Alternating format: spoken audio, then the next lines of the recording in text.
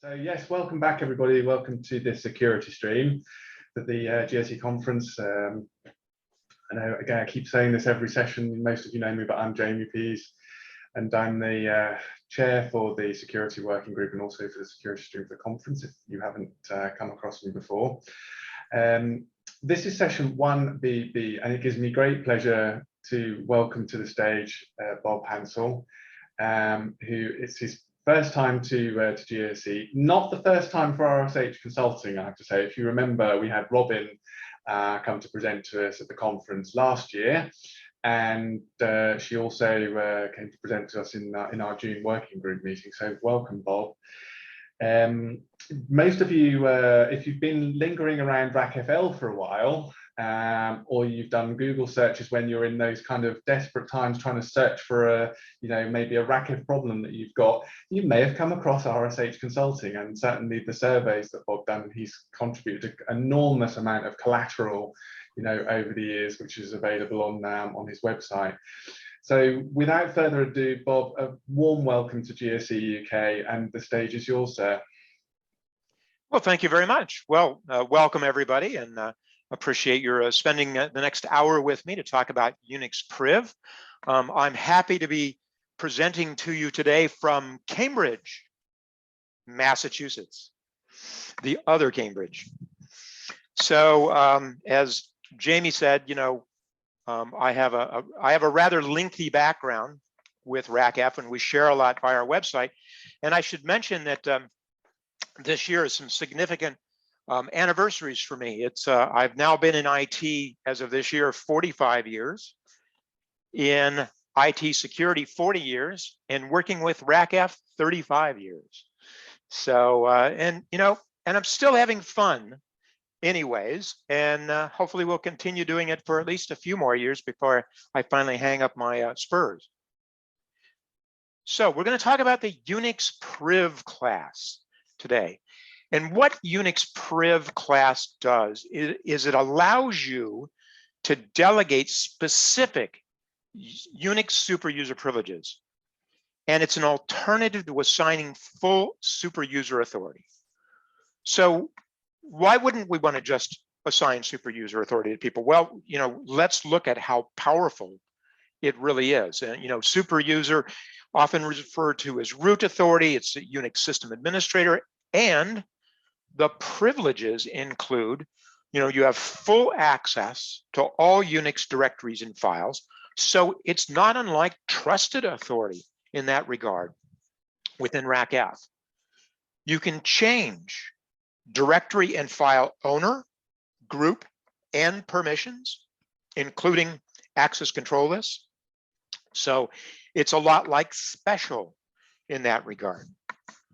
You can perform privileged Unix functions such as mount.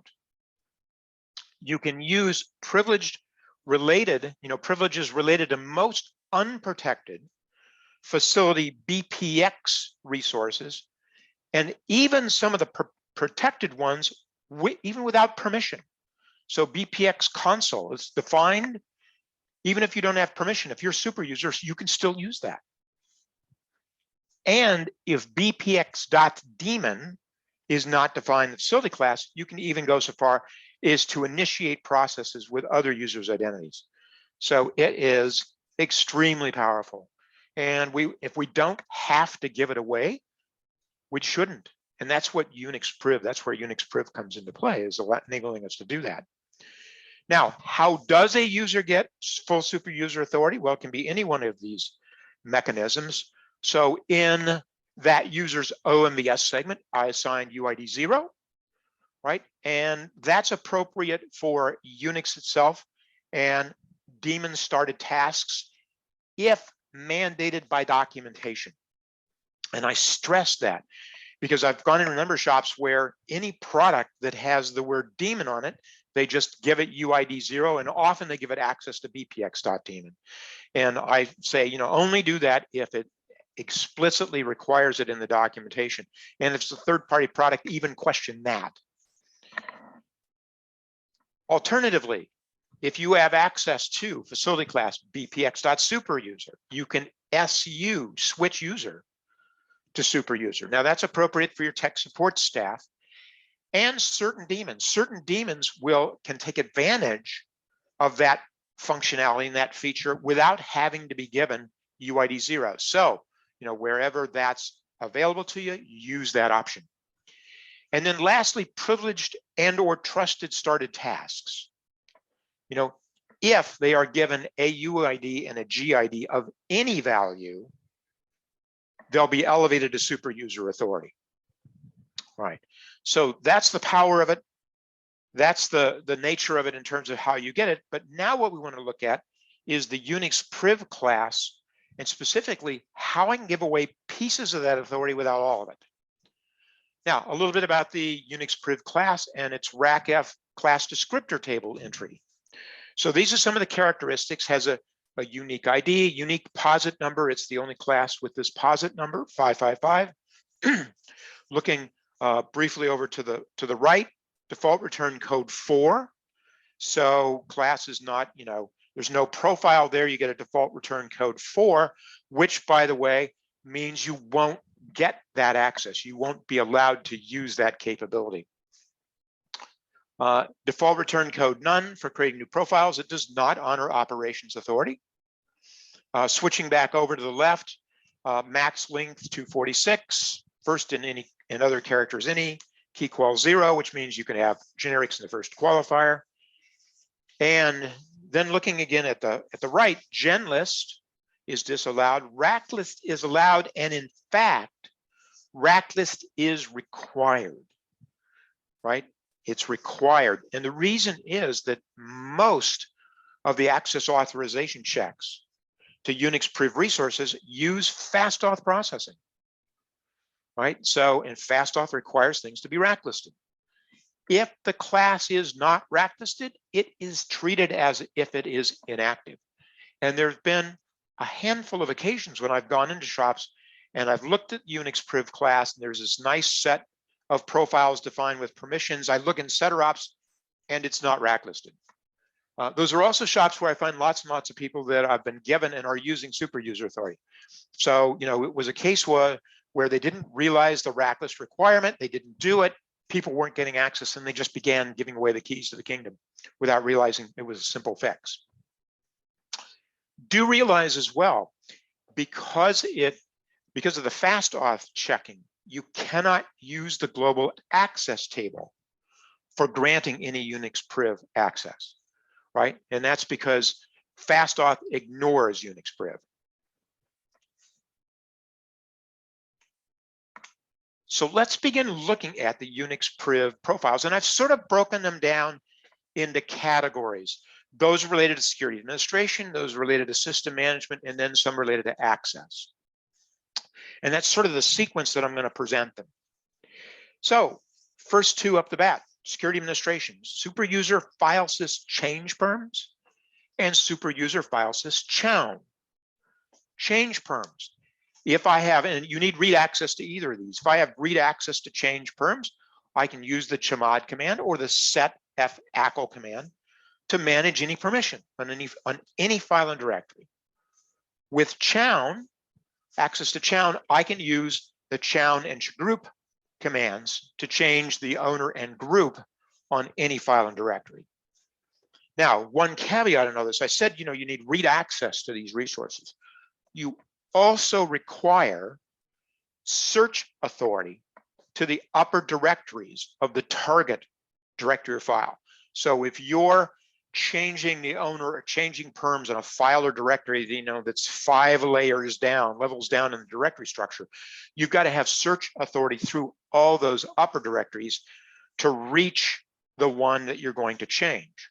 Now, that that could be given through actual search permissions, but it's unlikely that your security administrators, you'd be giving them search permission through everything, all the directories in your environment. What works better is either system auditor or RO audit. Those will also give you search authority through all the upper directories. And further, if you have read access to some of the UNIXPRIV profiles that we'll be addressing later on in the class, super user file sys dir search, super user file sys excuse me, super user file sys and super user file sys ACL override. They are yet other ways to obtain search authority to the upper directories. And we'll see how those come into play later on in access authorization. So what you'd most likely want to do is, if you want to have the RACF administration function take over security for Unix, is you would want to give them access to these two profiles, right? And probably something like RO audit. If they don't have system auditor, then RO audit, and let them do that instead of giving them super user, because super user is so much more dangerous. Right. So one of the things I want to share with you in this class, now these aren't in your slides. I have at times, Jamie was bringing up the surveys that I do. Well, I've done surveys on a lot of these controls. And so I thought I would sprinkle these surveys into the presentation here and just show you what other people are doing. I'm going to try and use my expand function here if I can. If it'll behave. Here we go. So I raised the issue a while back. This is, gosh, the march of time. And this is June of 2014. We're already talking about 7 years ago. Who had primary responsibility for administering security in Unix, right? And in only about 20% of the cases was it RACF administration. One was another IT group. The vast majority of it, right, 2/3 was ZOS tech support, right, systems programmers. And I think in many cases it fell to them because they had to get the products up and running. And as soon as RACF people hear the word Unix, they often just, shut down. And so the tech support people, it wound up being theirs by default. In a few other cases, it was other groups or organizations. Some cases, the folks who did tech support were also the RACF administrators. But the answers of this one I really liked, has yet to be determined. They still hadn't ironed out who was responsible for security. And then, having asked that question, I asked, well, what authorities are you using to administer security? And in the RACF administration column, some had UID 0 on their IDs, right? This is out of 13. 3 had UID 0 plus other authorities. They wanted to make sure they had it all. 4 had super user, and it was only 4 down here that truly had the authority I would give a RACF administrator, which is just access to change perms and chown, those two super user file sys profiles we just talked about. In fact, in the overall total, as you can see, again, lots of use of UID 0 and UID 0 with other authorities. So of the total, about 50% of the people, this is, of all walks, were using UID 0 on their ID. And then about another 25% super user. And you finally, until you get down here, just a small percentage, under 10%, we're using in my mind, the proper authority. Now, tech support, yes, they're going to be using super user probably with through BPX super user. But for administering security, if you can delegate out away from them, you want to be at using change perms and chown. All right. So that's change perm challenge. Now, further security administration, shared IDs. It prevents duplicate assignment. And I emphasize that word assignment of existing UIDs and GIDs to keep them unique. You try not to assign the same UID to different users, right? Now, if you try to assign a UID that's already been assigned to somebody else, a UID or a GID, you're going to get this IRR message I show there, that I name there, saying you can't do it. Now, what shared IDs does not do is it does not control the use of shared UIDs and GIDs once the UID or GID is assigned, that user and group will use it. And there's no reference back to shared IDs. That is a common misunderstanding. I found some shops that allow very broad access to shared IDs, thinking it's needed for shared use, when really it only comes into play at the time of assignment. Now, this profile acts as a switch to activate the restriction. You have to define it as a discrete profile. You have to be at application identity mapping AIM stage 2 or 3 to use it. And there will be instances where you will want to assign a UID that's already in use. And the way to override this control is by specifying the shared keyword when creating or changing an OMVS segment. So you might do an add user FTPD OMVS UID 0 shared, right? And that overrides this control. Now, to use the shared keyword, you either have to be system special or you have to have read access to this profile to use the shared keyword. And it's further required if you're going to implement BPX next user and then subsequently BPX unique user, shared IDs has to be defined. And I consider, even if you're not using that capability, I would still define it.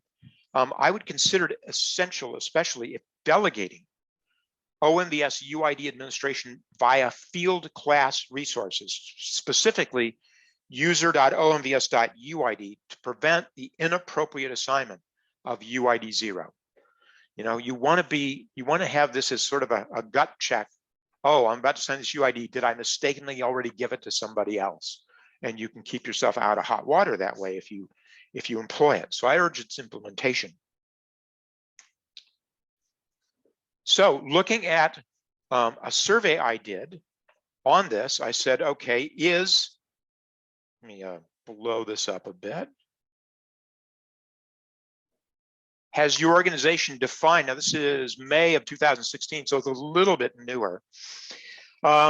Is the UNIXPRIV shared ID profile defined in your RACF production systems? And, you know, at least on some, if not all, you know, we are approaching about 80%.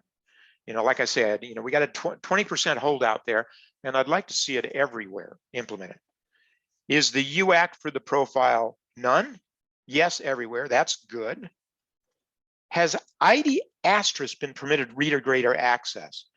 And you notice out of the folks that had responded, 3 of them had set it to ID asterisk read. And those were the cases, I'm all but certain, where they were mistaken about its use. It's not involved in the use of shared IDs, it's involved in obviously the assignment of shared IDs. And then I said, excluding UID asterisk, excuse me, have any other users been permitted read access? And the answer was yes. So then I asked, well, who's been permitted read access? And you notice that a very large number have granted access to users with special authority. Well, that's redundant. A user with special authority automatically gets to use the shared keyword, so it isn't necessary for these folks to have access to it. Again, it suggests certain misunderstanding about the purpose and use of this profile. Now, where I would expect it to be used in the other cases, admins who are not special, BRACF batch IDs, IDM server perhaps, tech support, again, might be appropriate, or other, and there's some, you know, emergency IDs and US administrators down here in the other. So for them, depending on the use case, it may be appropriate for granting this access, but the RACF administrators, you don't need it. All right.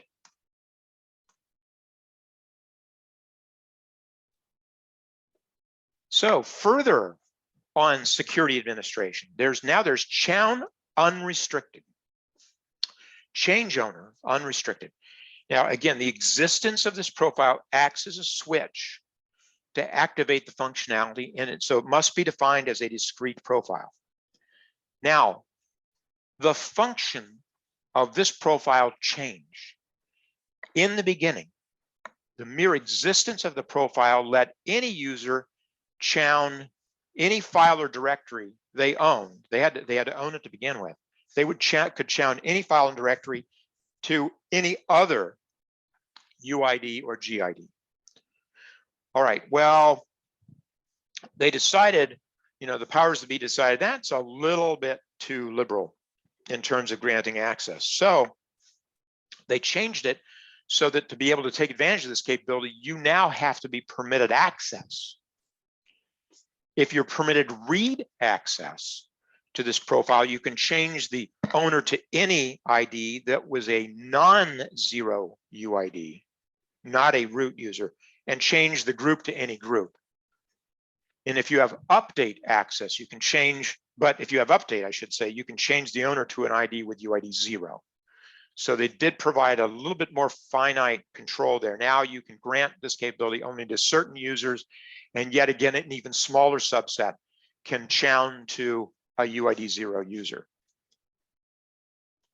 Now, again, I did a survey of that a number of years ago on this, and I realized as I was putting this in the materials today, sort of weaving this in, I did this survey back when it served the old function, when simply defining it gave everybody this capability. So I'm going to have to redo this one. I'll probably redo this one soon and bring it up to date. But, even then, not that many people had defined it. 70% had not, 30% had in some or all of their systems. I don't have that strong opinion in this. I would probably avoid it unless it was absolutely necessary for some use case. All right. And further on security administration, we have a profile file group owner set GID. Now, this also, the existence of the profile also acts as a switch to activate it. So it's another one that has to be defined as a discrete. And what this does is it changes the method of group inheritance for newly created files and directories. Now, standard Unix behavior, which is how it works now if you don't have this profile defined, is when you create a new file or directory, the group from the parent directory is automatically applied to the file security packet of that new file or directory. If you define this profile, however, instead, the alternate way it works is the group for this new file or directory is taken from the effective GID of the user who's creating it. Whatever their effective GID is in that user's user security packet or USP. So we've changed the behavior as to how we inherit group on new files and directories. Now, the behavior of this is even further controlled by the set GID bit for the parent directory. This bit serves no other purpose except in this case. If the bit is off, if the set GID bit is off for the directory, then the group is taken from the user security packet. You get that new behavior. If you turn that bit on, the set GID bit on for the directory, then it works the old way. So the group is taken from the parent directory, just as before. To set this bit, you must use the chmod command to turn it on in order to get back to the original behavior. And if you do an ls, a list display, you'll see either an S if execute, or search, I should say, is also on for the directory, or capital S if search is off for the directory in the X search bit for group. So it would look like this: read write X R-S lowercase s. That says there's search and the set GID bit is on. And of course, these last three bits are for other. Now, currently running processes do not recognize the change, and they'd require a restart. So most likely you'd make this change right before an IPL. And again, back in March of 2016, not all that long ago, I asked how many people had defined it. And 90% had not, just about 90%, and about 10% had. So clearly there was some sort of a use case. Folks felt the need to implement it. I'm sort of disinclined to use this. With the standard Unix behavior, it's somewhat more predictable as to what the group is going to be when a new file or directory is created. If it's based off of the user who's creating it at the time, it could wind up being anything. So, I could see instances where it might be useful, but I'm sort of disinclined to implement this. All right, so that's file group owner set GID. Now we start moving into system management related UNIXPRIV authorities. The first one being for file system mounts. So with access to super user file sys mount, you can use the mount, chmount, and unmount files, ZFS files that is, in your system. If I have read access, I can do that for a file system where I specify no set UID, which means that any files that are in there that had set UID on it will not run with the owner of the file as it would normally. If I have update access, I can mount and unmount file systems with set UID where it would use that behavior, operate, execute a file with the identity of the owner of the file. So that's mount. Then there's super user file sys quiesce, which in essence, you're temporarily freezing updates to a ZSF file. So you quiesce and unquiesce. Again, you can do that if you have read access, you can do that on a file system mounted with no set UID. If you have update, you can do that with a file system mounted with set UID. You would typically limit access to these to the tech support people responsible for maintaining Unix. And to facilitate certain file system backups without assigning UID 0, you can permit this to the DFHSM started task, or if you are using FDR to the batch users doing FDR work, give them update access as well to do quiesce. So you give them access to quiesce.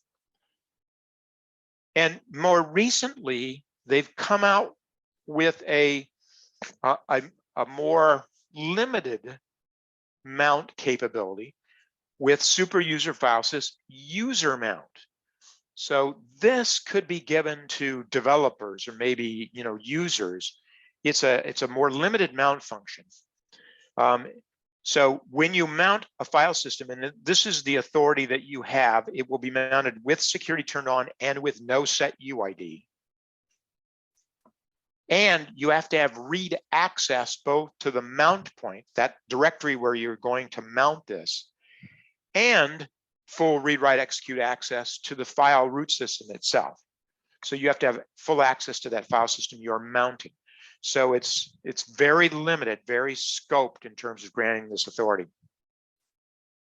And as I say, it's safer, I should say, for giving to non-Unix administrators.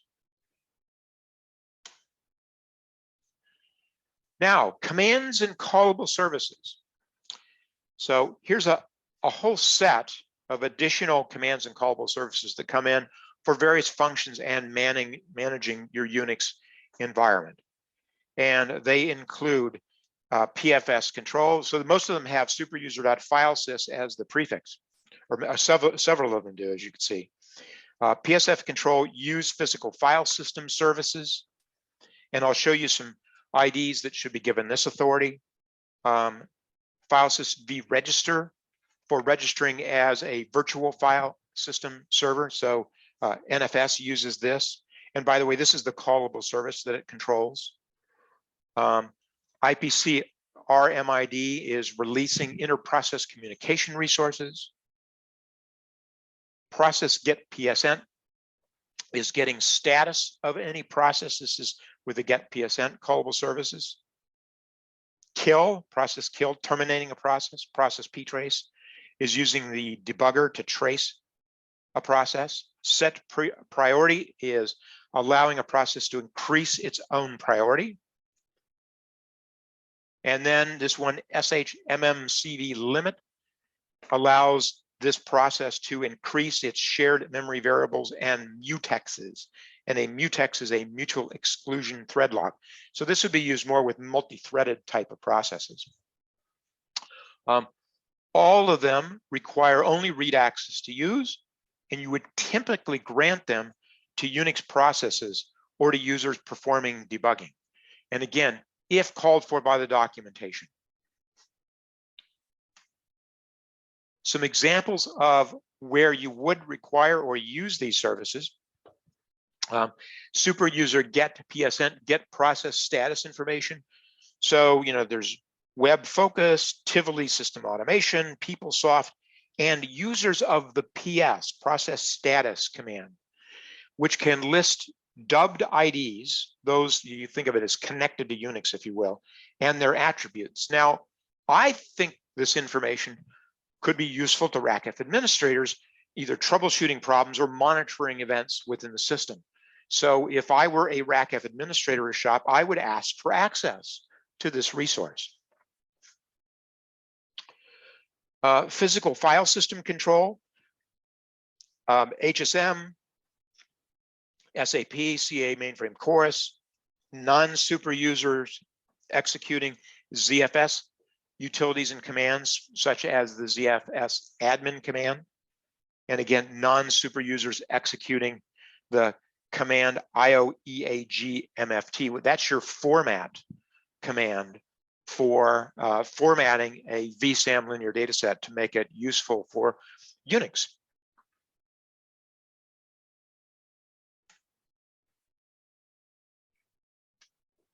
And to debug daemons, users need access to these three super user authorities: process get PSN, process kill, and process ptrace. So this is, going to be tech support people. Typically, it would be getting those. And in addition, you require access to facility profile BPX debug to trace processes running with either APF authorization or BPX server authority. So there's yet another layer of authority that might be needed for doing debug work.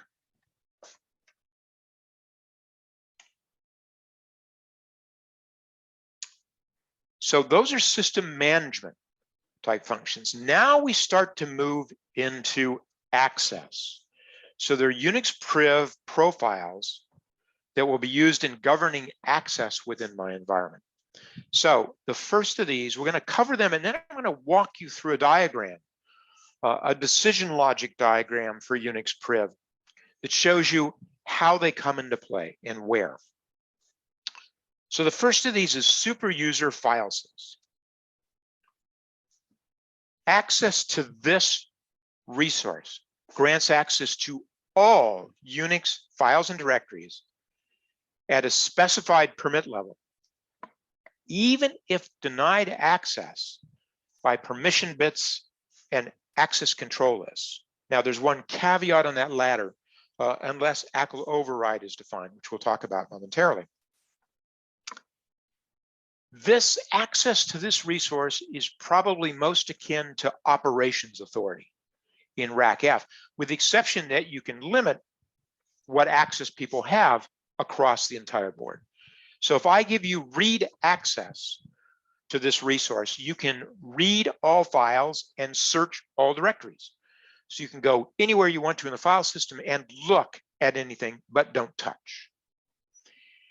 If I give you update access to this resource, you can go anywhere within the directory structure and look at any directory, and you can read and write to any file. If I give you control level access, this is most like full operations authority, because now I can write to any directory as well as read and write to any file. And writing to a directory enables you to create and delete files and directories. So it's like alter access in the normal RACF world. And there are some products that you can grant access to super user file sys as an alternative to giving them UID 0. And so I show a list of them here. Rational Developer Z, Tivoli Asset Discovery, Inquisitor, and most of these are read. Tivoli System Automation, NetView. Now, I found in documentation, some sample documentation for the LDAP server, which suggested giving control access to super user file sys. And that, I think, is probably excessive. I would think I would be comfortable giving it read and then maybe specific permissions for update, read and write as appropriate to that product, to its directories, but not give it read and write to everything. And then again, here's a couple more down here, third-party products that, again, if you grant it read access, it doesn't need UID 0 because it can go in and look at anything it needs to look at. All right, so that's super user file sys. Now, very much akin to that is super user file sys ACL override, ACL being access control list. And ACL override is checked if an ACL, an extended ACL, said you didn't have permission. And ACL override is also checked before you get to super user file sys. And you have the option at that point of either granting the access or denying the access and never looking at super user file sys. So you can say the ACL is the one that controls. Now, it too, you can grant access to it the same way you would grant access to super user file sys, read, update, and control, and give the same authorities. But it's only checked if an ACL, an access control list, said no. We'll see that in the diagram coming up. Then there's dir search, super user file sys dir search. If you're permitted read access to this, you have read and search authority to all directories. Now, this was primarily designed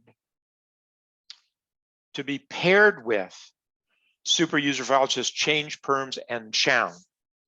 So, the latter two let you change any permissions or owners, but you need to get there. You need to have search authority through the directory structure. Well, dir search gives you that, and you can go anywhere. Now, this came out, it was an alternative to having to give somebody system special, but it came out about the same time as RO audit authority. And where if you wanted to let somebody administer controls without giving them the ability to view all controls, i.e. auditor or RO audit, that's how I would use this in that case. But if you've given somebody RO audit, there's really no reason to have to use this, because the auditor will give them read access to all directories. And then last on the list down here is restricted to file sys access. And this prohibits restricted users from gaining access via other bits, the other permission bits. So in the normal RACF world, right? If you have a restricted user, they don't get access through the global access table, they don't get access through ID asterisk, or they don't get access through UAC.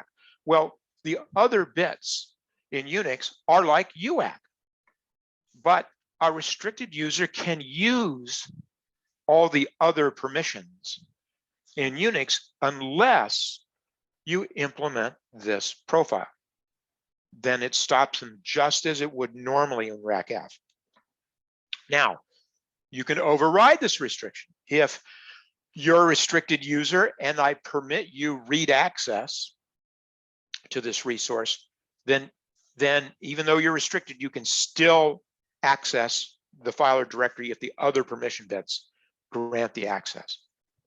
All right, so those are the 4 profiles that come into play when you're accessing Unix. So now let's actually see where and how they get used. So this is this diagram. I'm gonna blow it up here a bit, make it a little easier to see for you.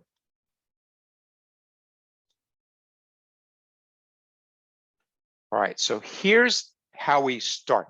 So a user goes to access a file or directory, right?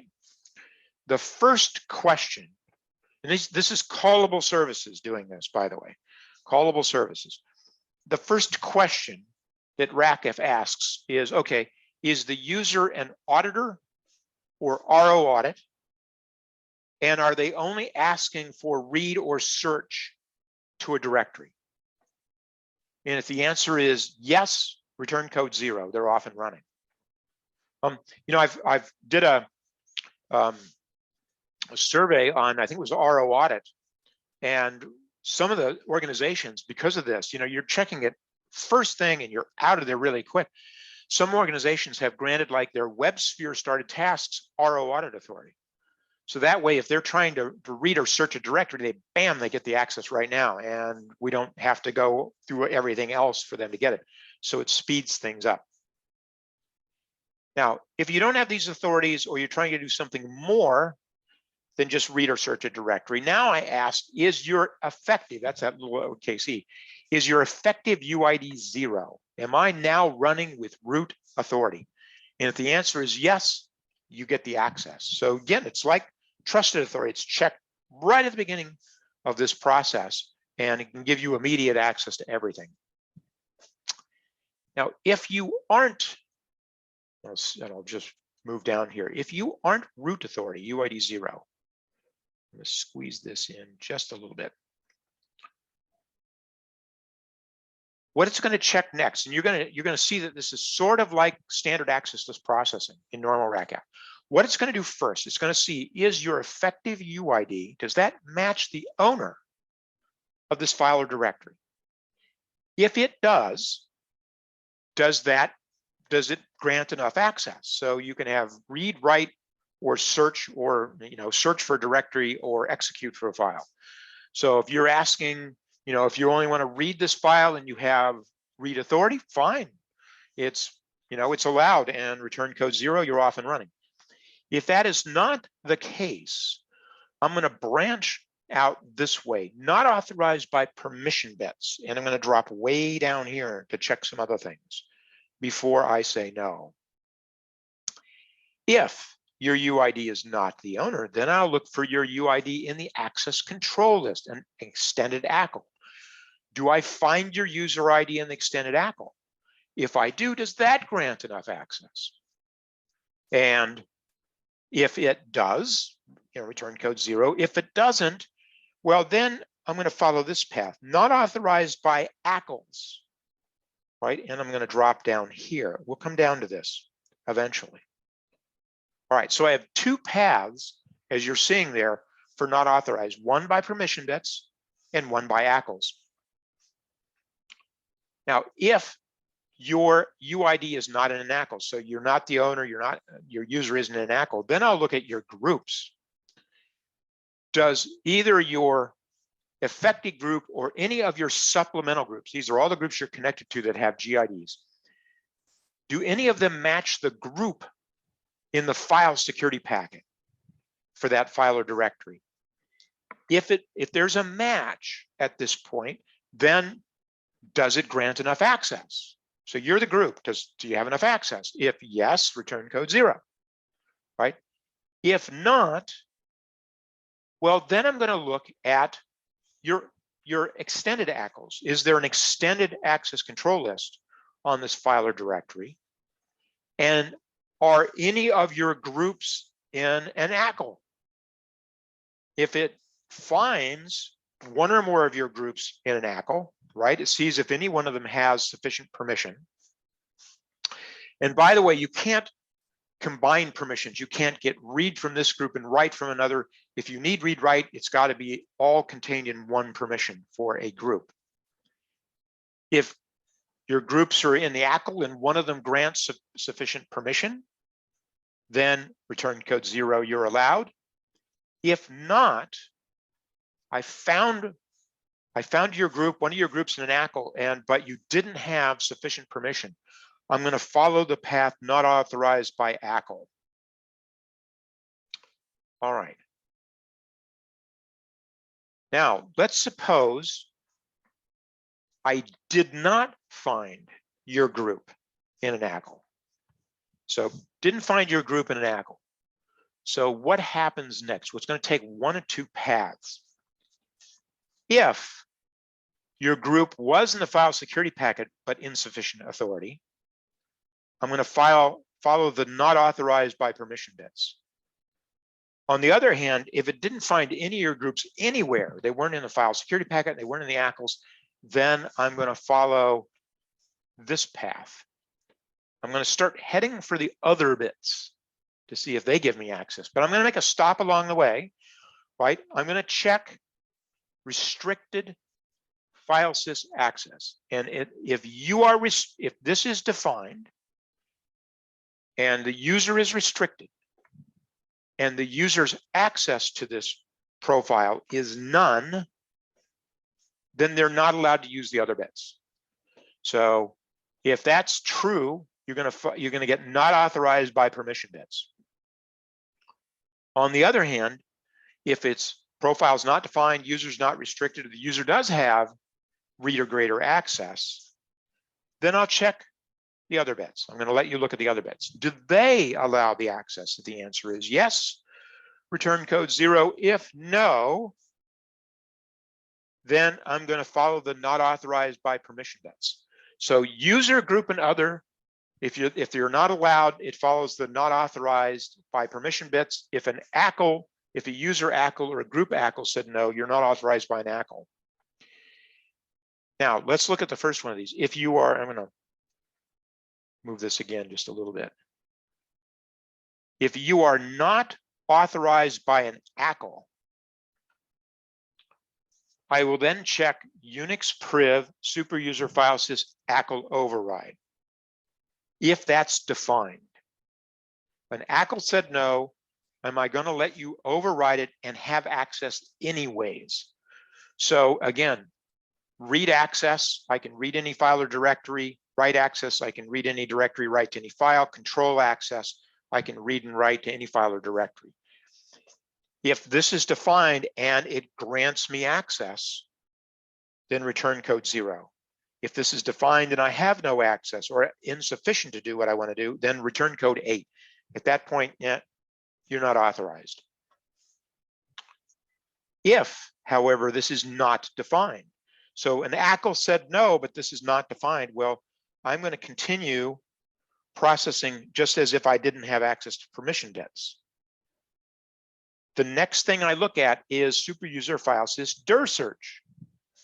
Are you simply trying to read and search a directory, and are you permitted read access to this? And if the answer is yes, return code 0.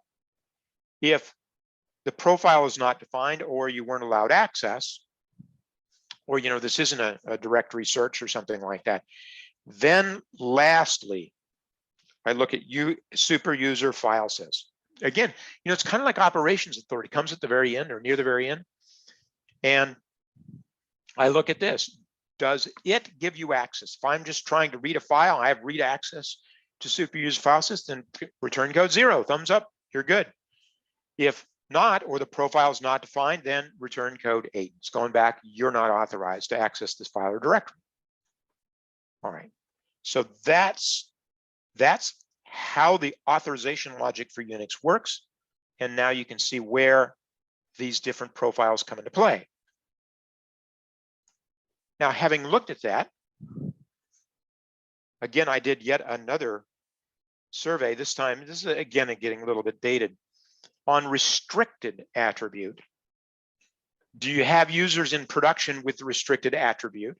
And about 2/3 of the shops are using restricted, which I think is kind of low, because there are many applications I could think of where restricted would be appropriate. I asked, what types of users were restricted, and external client end users, file transfer IDs, voice response, RJ, NJE, and a bunch down here, some related to default IDs and the like. I like making IBM user restricted, in addition to locking it up every other way you can possibly imagine. And continuing on with this,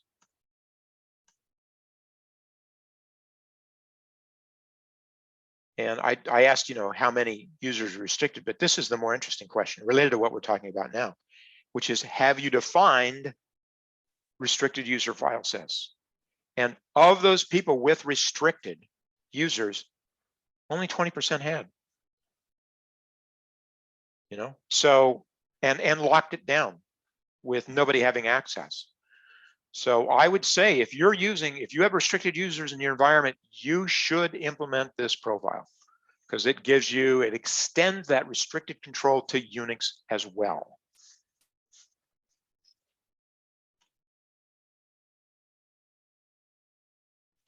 All right, a few more things on the UNIXPRIV class. UNIXPRIV is checked typically after other authorities. Auditor, RO audit, effective UID 0, permission bits, ACLs, and all that.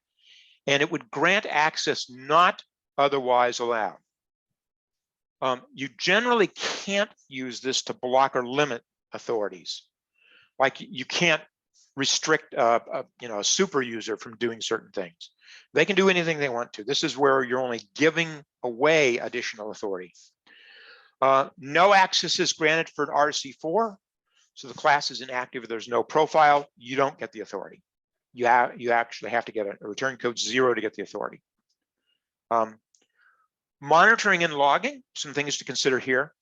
So UNIXPRIV access is checked using log no fail, which means you don't get a violation if you're not authorized. If you want to see who's using this authority, you can either put audit, say success read, fails read on the UNIXPRIV profile, or if you have a user with UAudit authority on them, you will see which of these authorities they use. So, it's probably, for super user file sys, if you've given people, update or higher access, you may want to audit success at update or above. If you've got users who are restricted users, but you've given them access to that restricted user file sys resource, you might want to audit that as success read to see who's using it. You cannot monitor UNIXPRIV access with setter ops log options in most cases. And the reason being is the RACF Unix is using fastauth for checking these resources, and fastauth does not pay attention to log options. So you have to put the auditing on the profile itself. And then there's another interesting case, the get PSEnt events, getting process status events. So when they first came out with that, and if you turned on in setups log options for failures for process, or actually PROCACT, I'm sorry, you might see hundreds and hundreds of violation messages where Unix processors are saying, can I look at another user? Can I look at another user? Can I look at another user? And there may be good reasons not to grant that access to some process, but you don't want to keep seeing repeated violations. So to avoid excessive log messages and syslog messages, they set it up so that if you want to see if users are getting violations on get PSEnt, you would probably temporarily turn on log options always for PROCACT. And if you haven't done that in a long time, I suggest you do that in maybe around your next system maintenance period. I mean, you could get no messages, you could get a flood of messages, and then you realize, hey, maybe there's some access I need to grant here because it's being requested and not permitted. You wouldn't, as I say, you'd probably turn it on temporarily and then set it back to failures for PROCACT. Some health checks related to UNIXPRIV class. Well, there's one RACF AIM stage, verifies the database is AIM stage 3. You kind of want to be there for a lot of reasons. You need to be at least 2 to use shared ID, so that's good. Next is the RACF UNIXPRIV active. Is the UNIXPRIV class active? But there's a number of checks for various classes being active, but it doesn't verify the class is RAC listed. So it only does half of the check in my mind. And that's true of the other classes as well. And then there's some further health checks for UNIXPRIV. And you'll notice on the right, ZOS 2.5, there's a whole bunch of new stuff that's been added to health check related to UNIXPRIV. And I show here what they consider to be the maximum public access. And I have a quibble with this one here. Superuser file system mount, if granted read access to everybody, would let anybody mount or unmount file systems, any file system they want, anywhere they want, as long as they were using no set UID. I was, when I was putting this presentation together, I came across that and I said, whoa, I don't think so. So I'm having some back and forth now with the RACF team saying, I don't think this should be allowed at read. I would set this to none. If there's anyone that you would think would be okay for read, it would be the user mount, not just straight mount. But there's all kinds of checks now, which I think is great. I think a health check is a great idea. So a couple of best practices then for you to consider, right? Use, anytime you can, use UNIXPRIV as an alternative to assigning super user authority. As I say, wherever possible. Now, here's a thought. It's something that I like to do in setting up security in this.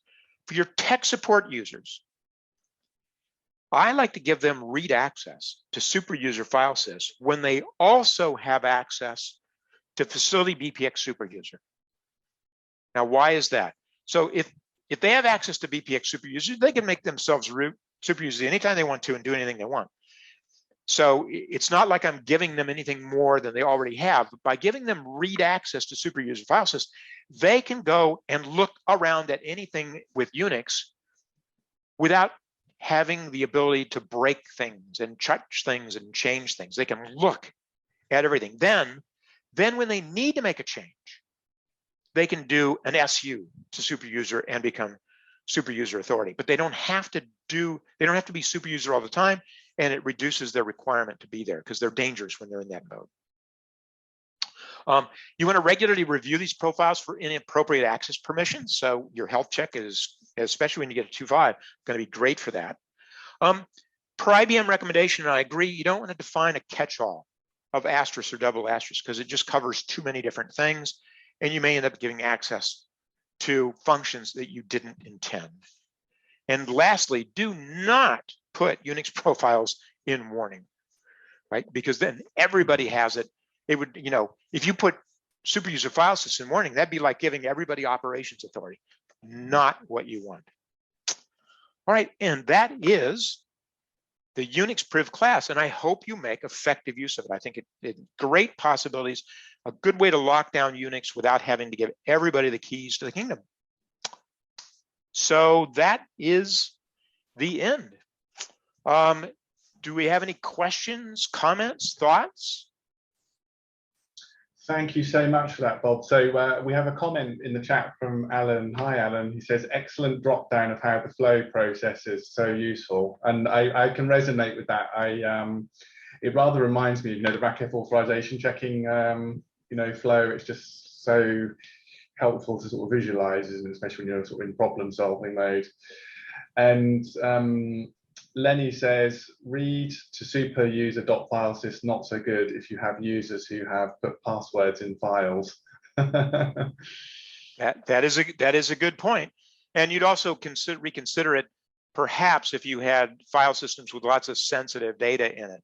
Then again, I'm talking about granting access to things that, well, with tech support users, they can be super user and get to it anyways. Of course, that does raise a question. Do you want people putting passwords in their Unix directories? But good point. Yeah. Your base, folks, the lines, you can unmute yourself if you want to throw a question to Bob, or you can, as I said, post them in the chat. Go ahead if you want to ask a question.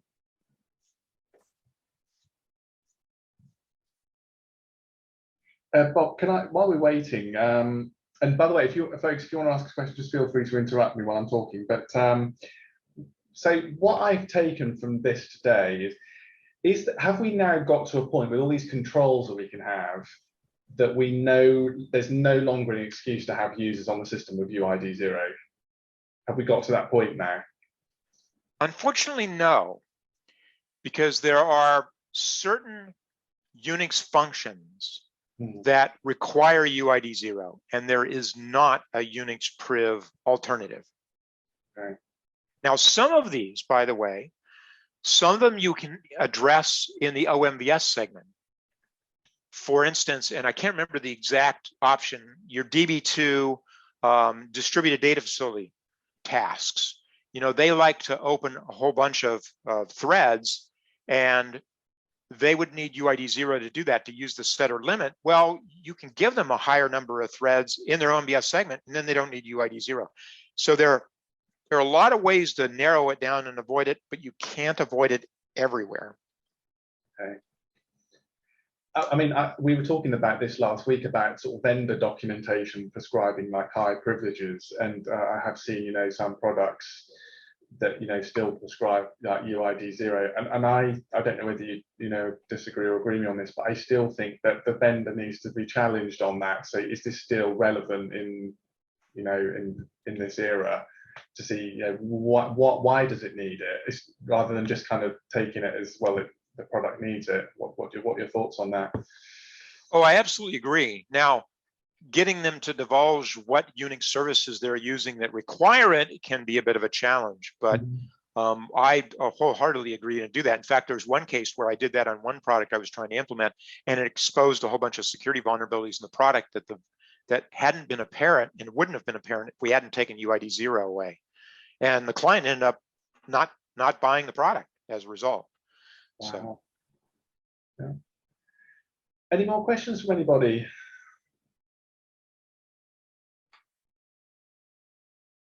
One other piece I will pick up on, Bob, is around the survey around the security support for Unix system services, and the fact that I think you said it was like 40% for technical support, looking after, like the sysprogs looking after Unix system services security. I suspect that has not changed very much.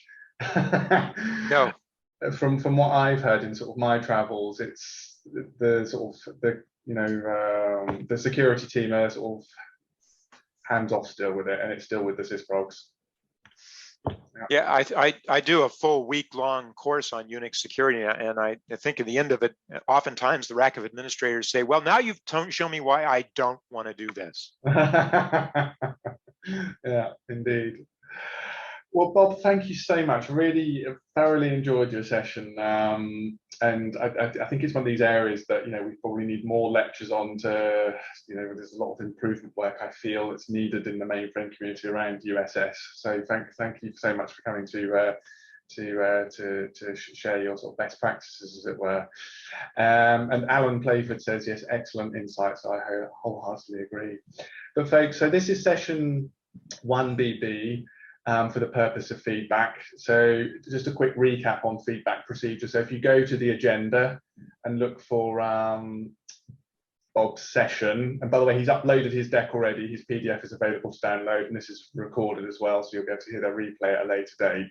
But if you click on his session and go to the bottom of past the synopsis, you'll see the direct link to the feedback.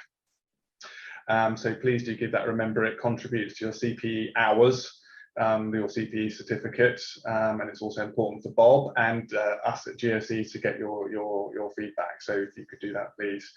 And don't forget the first question, when it asks you about the length of this presentation, the best rate number to give is 5. Otherwise, if you say 9, as some people have done, you're basically saying the session is too long. So that's the only exception to the scoring. So 5 is the best answer for that.